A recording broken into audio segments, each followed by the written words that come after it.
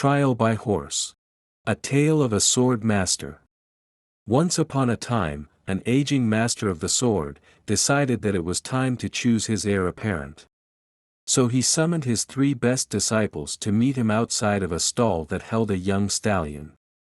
It must be noted that the horse had not yet been broken, and when approached, it showed signs of aggression.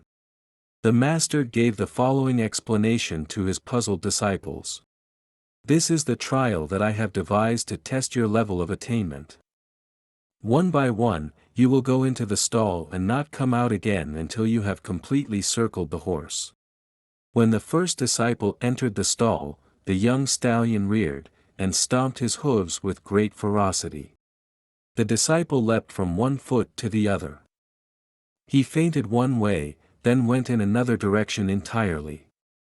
He dodged the vicious hooves with astonishing speed, and those that he could not dodge, he skillfully parried. In this way, the first disciple made his way around the wild stallion, and out of the stall, with nary a single scratch. The second disciple used an entirely different approach. Exuding intense concentration, he held his hands in front as if he were holding a sword. From this position, he feigned an attack. At the same time, he sent forth a piercing cry that seemed to come from the very depths of his being. Confused, the horse shied to one side, and let the samurai pass.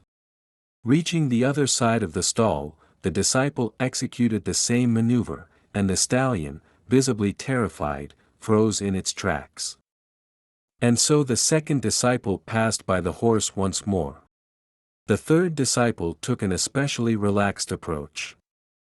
He gracefully moved forward, as if he were lightly floating over the ground.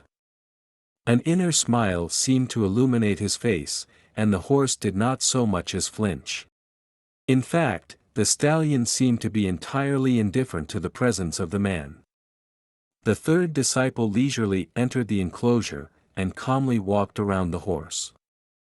After gently patting the stallion's head, he then exited the stall. When the trial was finished, the sword master spoke to his first 2 disciples thusly. You have made presentations indicating that you have attained a very high level in the way of the sword. One of you, taking a yin approach, gave an excellent demonstration in the science of dodging. Your attention was flawless, you did not allow yourself to be taken by surprise, and you moved in union with the movement of the enemy. The other, taking a yang approach, was able to throw the horse into confusion through the use of ki. Projecting outward with your inner energy, you were able to dominate the horse.